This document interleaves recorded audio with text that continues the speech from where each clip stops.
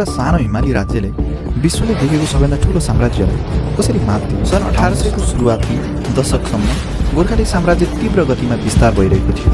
तर त्यही समयमा ब्रिटिस इस्ट इन्डिया कम्पनी पनि बङ्गाल र अवधबाट उत्तरतिर विस्तार भइरहेको थियो। अन्ततः यो नेपाल चारैतिरबाट घेरियो र सन् 1816 को सुगौली सन्धिमा हस्ताक्षर गर्न बाध्य भयो। 20औं शताब्दीको सुरुवाती दिनहरूको विश्वको नक्सा हेर्नुहोस्। वर्ष सन् 1920 प्रथम विश्वयुद्धको महाविनाशपछि विश्व भर्खरै आफ्नो घाउ निको पार्ने प्रयास गर्दैछ। तर विशेष गरी दक्षिण एसियाको नक्सालाई ध्यान दिएर हेर्नुहोस्। ब्रिटिस साम्राज्य आफ्नो चरमोत्कर्षमा छ। अफगानिस्तानको सिमानादेखि बर्माको जङ्गलसम्म उनीहरूको नियन्त्रण छ। भारत उनीहरूको साम्राज्यको ताज हो। दक्षिणमा विशाल ब्रिटिस राज र उत्तरमा पतन हुँदै गरेको तर अझै विशाल चीनको छिङ राजवंशको बीचमा जमिनको एउटा सानो टुक्रा छ, नेपाल। अपराजित, उपनिवेश नभएको, अनकोलोनाइज्ड, जहाँ ब्रिटिसहरूको रातो रङ लागेको छैन। तर यो कसरी सम्भव भयो? धेरै मानिसहरू सोच्छन् कि नेपाल अति नै पहाडी र दुर्गम थियो वा गोर्खालीहरू धेरै डरलाग्दा लडाकु थिए, त्यसैले अङ्ग्रेजहरूले उनीहरूलाई त्यत्तिकै छाडिदिए। तर इतिहास त्यति सरल विरलै हुन्छ। यसको वास्तविकता निकै जटिल, निकै खतरनाक र स्पष्ट रूपमा भन्नुपर्दा भू राजनीतिक चेस, जियोपोलिटिक्स चेसको एउटा मास्टर क्लास हो। आज हामी इतिहासको एउटा बिर्सिएको अध्यायमा गहिरो डुबुल्की मार्नेछौँ। हामी सन् 1923 को सन्धि द ट्रिटी अफ 1923 को बारेमा कुरा गर्नेछौँ। एउटा यस्तो दस्तावेज जुन पर्दा पछाडि वार्तालाप गरिएको थियो, जसको मूल्य युरोपको रणभूमिमा रगतले चुकाइएको थियो, जसलाई दक्षिण एसियाली इतिहासकै सबैभन्दा तीक्ष्ण कूटनीतिक दिमागले सफल बनाएको थियो। यदि यो सन्धिमा हस्ताक्षर नभएको भए आज तपाईँले देखेको नेपालको अस्तित्व नहुने सम्भावना एकदमै धेरै थियो। यो सन् 1947 मा हैदराबाद वा ग्वालियर जस्ता रियासतहरू जस्तै आधुनिक भारतमा गाभिने थियो। त्यसो भए एउटा सानो हिमाली राज्यले विश्वले देखेको सबैभन्दा ठुलो साम्राज्यलाई कसरी मात दियो? आउनुहोस् समयको घडीलाई पछाडि घुमाउँ र यसको जरासम्म पुगेर बुझौँ। 1923 को त्यो कूटनीतिक चाल बुझ्नको लागि हामी एक शताब्दी पछाडि सन् 1814 मा जानुपर्छ। रोगको उपचार बुझ्न पहिले रोग के हो बुझ्न जरुरी छ। सन् 1800 को सुरुवाती दशकसम्म गोर्खाली साम्राज्य तीव्र गतिमा विस्तार भइरहेको थियो। तर त्यही समयमा ब्रिटिस इस्ट इन्डिया कम्पनी पनि बङ्गाल र अवधबाट उत्तरतिर विस्तार भइरहेको थियो। यो एउटा अझै शक्ति र कहिले नझुक्ने चट्टान बीचको टक्कर थियो। यसको परिणामस्वरूप सन् 1814 देखि 1816 सम्म एङ्ग्लो नेपाल युद्ध भयो। नेपाली सेनाले असाधारण वीरताका साथ लडे। यहीँबाट विश्वभर गोर्खाको बहादुरीको कथा जन्मिएको हो। तर आधुनिक हतियार र असीमित स्रोत साधनलाई बहादुरीले मात्र हराउन सकिँदैन थियो। अन्ततः नेपाललाई चारैतिरबाट घेरियो र सन् 1816 को सुगौली सन्धिमा हस्ताक्षर गर्न बाध्य पारियो। सुगौली सन्धि नेपालका लागि निकै ठुलो झट्का थियो। नेपालले पूर्वमा सिक्किम र पश्चिममा कुमाऊँ र गढवाल गुमायो। तर भूभाग गुमाउन यस सन्धिको खतरनाक पाटो थिएन। वास्तविक खतरा सन्धिका मसिना अक्षरहरूमा लुकेको थियो। सुगौली सन्धिको धारा 6 ले नेपाललाई काठमाडौँमा एक ब्रिटिस रेसिडेन्ट, जुन एक प्रकारको नियन्त्रक दूत हो, उसलाई राख्न बाध्य पार्यो। धारा 7 ले नेपाललाई ब्रिटिस सरकारको सहमति बिना कुनै पनि ब्रिटिस, युरोपेली र अमेरिकी नागरिकलाई रोजगारी दिन स्पष्ट रूपमा रोक लगायो। यसको अर्थ के हो सोच्नुहोस्। यदि तपाईँ आफ्नो परराष्ट्र नीति आफै सञ्चालन गर्न सक्नुहुन्न र यदि तपाईँको राजधानीमा विदेशी सुपरभाइजर स्थायी रूपमा राखिएको छ भने के तपाईँ साँच्चै स्वतन्त्र देश हुनुहुन्छ? त्यति बेलाको अन्तर्राष्ट्रिय कानुनको नजरमा नेपालको हैसियत निकै धमिलो भयो।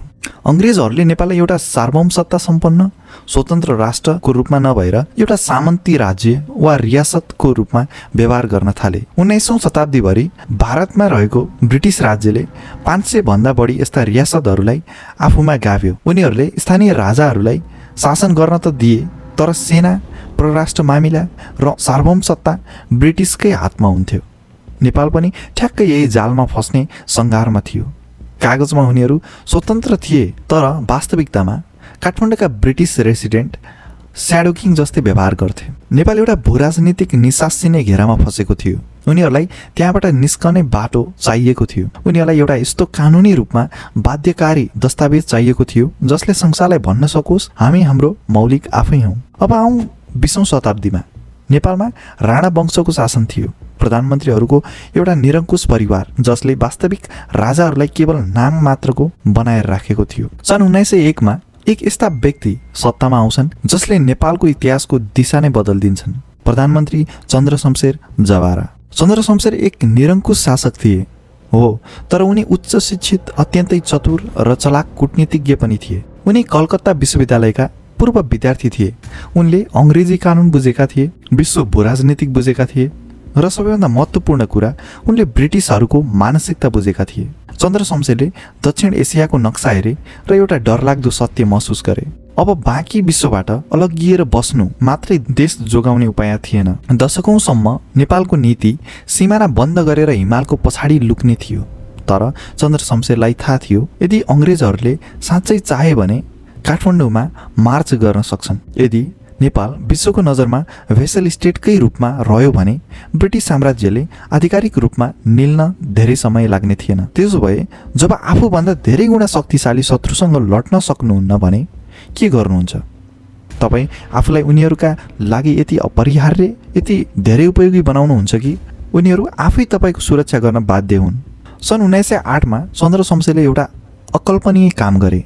उनी बेलायतको भ्रमणमा गए। उनले राजा एडवर्ड सातौंसँग भेट गरे। उनले उनीहरूको सेना, उद्योग र संसदको अवलोकन गरे। उनले के बुझे भने ब्रिटिस साम्राज्य जतिसुकै विशाल भए पनि यो भित्रभित्रै कमजोर हुँदै थियो। उनीहरू मध्ये एसियाको रुसको बढ्दो प्रभावलाई लिएर चिन्तित थिए, जसलाई भूराजनीतिमा द ग्रेट गेम भनिन्छ। उनीहरू भारतमा भइरहेको विद्रोहलाई लिएर पनि त्रसित थिए। चन्द्रशमशेरले एउटा उत्कृष्ट तर रक्तम्य रणनीति बनाए। नेपाल बेलायतको सबैभन्दा वफादार, कहिल्यै प्रश्न नगर्न मिल्ने बन्नेछ।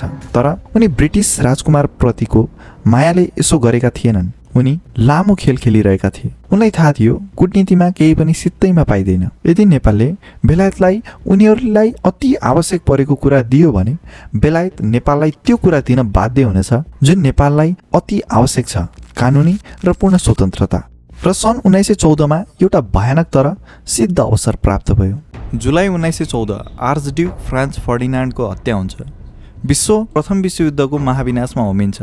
बेलायतले जर्मनी, अस्ट्रिया, हङ्गेरी र अटोमन साम्राज्यसँग युद्ध लडिरहेको छ। अब याद राख्नुहोस्, नेपाल ब्रिटिस साम्राज्यको हिस्सा थिएन। कानुनी रूपमा नेपाललाई युरोपमा गएर लड्ने कुनै बाध्यता थिएन। तर युद्ध सुरु भएकै दिन चन्द्रशमशेर काठमाडौँ स्थित ब्रिटिस रेसिडेन्समा गए र एउटा चकित पार्ने प्रस्ताव राखे। उनले नेपालको सम्पूर्ण सैन्य स्रोत ब्रिटिस क्राउनलाई प्रस्ताव गरे। अङ्ग्रेजहरूलाई जनशक्तिको सख्त आवश्यकता थियो। उनीहरूले तुरुन्तै यो प्रस्ताव स्वीकार गरे। त्यसपछि जे भयो त्यो सैन्य इतिहासमा सबैभन्दा अचम्म लाग्दो बलिदान मध्ये एक हो। 50 लाख मात्र जनसङ्ख्या भएको एउटा सानो गरिब पहाडी देशबाट 2 लाख भन्दा बढी गोर्खा सैनिकहरू युद्धमा पठाइए। त्यो सङ्ख्याको कल्पना गर्नुहोस्। नेपालको तत्कालीन वयस्क पुरुष जनसङ्ख्याको लगभग 1/4ले आफ्नो खेतबारी छोडे, समुद्रको कालो पानी तरे, जुन त्यस बेला ठुलो सांस्कृतिक वर्जित थियो, र विदेशी भूमिमा लड्न गए। उनीहरू एप्रेसको जम्ने हिलोमा लडे। उनीहरू टर्की विरुद्ध ग्यालिपोलीको विनाशकारी अभियानमा लडे। उनीहरू मेसोपोटामियाको तातो मरुभूमिमा लडे र उनीहरू भयानक सङ्ख्यामा मारिए। 20,000 भन्दा बढी गोर्खालीहरू मारिए वा घाइते भए।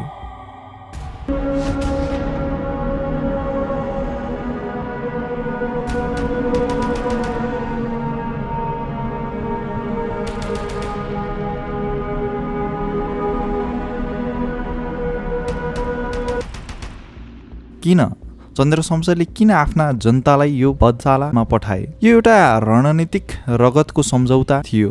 चन्द्रशमशेरलाई थाहा थियो कि ब्रिटिस साम्राज्य सम्मान र ऋणको कडा नियममा चल्छ। ब्रिटिस साम्राज्यको रक्षाको लागि यति धेरै नेपाली रगत बगाएर उनी एउटा विशाल भूराजनीतिक क्रेडिट कार्ड बनाइरहेका थिए। जब सन् 1918 मा युद्ध सकियो, बेलायत विजयी त भयो, तर पूर्ण रूपमा थकित थियो र उनीहरूलाई कुनै शङ्का बिना थाहा थियो कि गोर्खालीहरूले उनीहरूको साम्राज्य बचाउन महत्त्वपूर्ण भूमिका खेलेका थिए। अब चन्द्रशमशेरको आफ्नो ऋण असुल गर्ने पालो आएको थियो। तर पक्नुहोस्, राजनीति एउटा फोहोर खेल हो। तपाईँले कसैलाई मद्दत गर्नुभयो भन्दैमा उनीहरूले तपाईँले चाहेको कुरा दिन्छन् भन्ने हुँदैन। प्रथम विश्वयुद्धपछि विश्वव्यापी परिदृश्य पूर्ण रूपमा बदलियो। सन् 1920मा लिग अफ नेसन्सको स्थापना भयो। राष्ट्रिय आत्मनिर्णयको अवधारणा फैलिरहेको थियो। भारतमा स्वतन्त्रताको आन्दोलनले विशाल गति लिइरहेको थियो। महात्मा गान्धीले ठूलो असहयोग आन्दोलन सुरु गर्दै थिए। अंग्रेजहरू नर्भस हुँदै थिए किनकि ब्रिटिसहरूले भारत गुमाउने डर मानिरहेका थिए। उनीहरूले भारतको उत्तरी खुल्ला सिमानामा पूर्ण रूपमा स्वतन्त्र र हतियारले सुसज्जित राष्ट्र बसेको चाहँदैनथे। यदि नेपाललाई पूर्ण स्वतन्त्रता सार्वभौम राष्ट्रको रूपमा मान्यता दिइयो भने उनीहरूलाई रुस वा चीनसँग गठबन्धन गर्न वा भारतीय क्रान्तिकारीहरूलाई मद्दत गर्नबाट कसले रोक्न सक्थ्यो? दिल्लीमा रहेको ब्रिटिस भारत सरकारले कडा विरोध गर्यो। उनीहरू सुगौली सन्धि नै कायम राख्न चाहन्थे। उनीहरू नेपाललाई एउटा अधीनस्थ राज्यकै रूपमा राख्न चाहन्थे। चन्द्र शमशेर निराश थिए। उनले रगतको मूल्य चुकाएका थिए, तर अंग्रेजहरू आलटाल गर्दै थिए। त्यसपछि इतिहासले नेपाललाई फेरि एउटा भाग्यशाली मौका दियो। सन् 1919मा अफगानिस्तानका अमीरले ब्रिटिस इन्डिया विरुद्ध युद्धको घोषणा गरे। यो तेस्रो एङ्ग्लो अफगान युद्ध थियो। अंग्रेजहरू पूर्ण रूपमा अचम्ममा परे। प्रथम विश्वयुद्धका कारण उनीहरूका सेना थकित थिए। फेरि एकपटक चन्द्र शमशेर अघि सरे। उनले अंग्रेजहरूलाई भारतको रक्षा गर्न मद्दत गर्न तत्कालै हजारौं नेपाली सैनिकहरू उत्तर पश्चिम सीमान्त क्षेत्रमा पठाए। यो अन्तिम प्रहार थियो। अंग्रेजहरूले दुईवटा कुरा बुझे। उनीहरूलाई ब्रिटिस इन्डिया र बाँकी एसिया बीच भरपर्दो र खुसी बफर स्टेटको रूपमा नेपालको सख्त आवश्यकता थियो। यदि उनीहरूले चन्द्र शमशेरको माग अस्वीकार गरेर उनको अपमान गरे भने नेपाल पूर्ण रूपमा शत्रु बन्न सक्थ्यो। एउटा शत्रुतापूर्ण नेपाल जसमा प्रथम विश्वयुद्धबाट फर्केका 1 लाख युद्ध अनुभवी गोर्खालीहरू थिए। त्यसैले सजिलै ब्रिटिस राजलाई नष्ट गर्न सक्थे। अंग्रेजहरू झुके र नयाँ सन्धिको लागि गोप्य रूपमा वार्ता सुरु भयो। 21 डिसेम्बर 1923 काठमाडौँको सिंहदरबारको भव्य हलभित्र एसियाली इतिहासको एउटा नयाँ अध्याय लेखियो। ब्रिटिस दूत सर विलियम वकनर र प्रधानमन्त्री चन्द्र शमशेर सँगै बसे र नेपाल बेलायत सन्धि 1923मा हस्ताक्षर गरे। आउनुहोस् म तपाईलाई बुझाउँछु कि किन यो दस्तावेज आधुनिक नेपालको इतिहासमा सबैभन्दा महत्त्वपूर्ण कागज हो। यो कुनै लामो सन्धि थिएन, मात्र 7वटा धाराहरू थिए, तर यसको हरेक शब्द एउटा राजनीतिक मास्टर स्ट्रोक थियो। यो सबैभन्दा ठूलो उपलब्धि थियो। यसमा लेखिएको थियो ग्रेट ब्रिटेन र नेपाल सरकारबीच स्थायी शान्ति र मित्रता रहनेछ र दुवै सरकारहरूले एकअर्काको आन्तरिक र बाह्य स्वतन्त्रतालाई पारस्परिक रूपमा स्वीकार र सम्मान गर्न सहमत छन्। बुम! ठ्याक्कै त्यही ब्रिटिस साम्राज्य, पृथ्वीको सबैभन्दा ठूलो महाशक्तिले आधिकारिक रूपमा, कानुनी रूपमा र स्थायी रूपमा नेपाललाई एउटा सामन्ती वा रियासतको रूपमा नभई पूर्ण स्वतन्त्र सार्वभौमसत्ता सम्पन्न राष्ट्रको रूपमा मान्यता दियो। धारा 5 यो पनि त्यत्तिकै महत्त्वपूर्ण थियो। यसले नेपाललाई कुनै पनि मेसिनरी, उपकरण र सबैभन्दा महत्त्वपूर्ण कुरा हतियार र गोला बारुद संसारको जुनसुकै कुनाबाट ब्रिटिस इन्डिया हुँदै अंग्रेजहरूको अनुमति बिना आयात गर्ने अधिकार दियो। के तपाईलाई थाहा छ यो कति ठुलो कुरा हो? एउटा भेसल स्टेटको मुख्य पहिचान नै यो हो कि उनीहरूलाई आफ्नो मालिकको अनुमति बिना हतियार राख्ने अधिकार हुँदैन। नेपाललाई स्वतन्त्र रूपमा हतियार आयात गर्ने अधिकार दिएर बेलायत हिमालयमा रहेको आफ्नो सैन्य पकड पूर्ण रूपमा छोडिरहेको थियो। यसबाहेक काठमाडौँमा बस्ने ब्रिटिस प्रतिनिधिको पद, जसलाई रेसिडेन्ट भनिन्थ्यो, त्यो परिवर्तन गरेर दूत बनाइयो, जुन दुई समान र स्वतन्त्र राष्ट्रहरूबीच प्रयोग हुने कूटनीतिक पद हो। सन् 1925मा यही 1923को सन्धिको बलमा लिग अफ नेसनले आधिकारिक रूपमा नेपाललाई एक स्वतन्त्र सार्वभौम राष्ट्रको रूपमा दर्ता गर्यो। चन्द्र शमशेरले यो गरेर देखाए। उनले विश्वव्यापी साम्राज्यवादको सबैभन्दा घातक युगलाई पार गरे, प्रथम विश्वयुद्धको महाविनाशलाई आफ्नो फाइदाको लागि प्रयोग गरे र आफ्नो देशको स्वतन्त्रतालाई कानुनी रूपमा बुलेट प्रुफ बनाए। इतिहास प्राय यदि यस्तो नभएको भए के हुन्थ्यो? यदि चन्द्र शमशेरले परिवर्तन हुँदै गरेको विश्वव्यापी परिस्थिति नबुझेको भए के हुन्थ्यो त? यदि नेपालले प्रथम विश्वयुद्धमा सेना नदिएको भए के हुन्थ्यो? यदि उनीहरूले 1923को सन्धिको लागि यति कडा अडान नलिएको भए के हुन्थ्यो?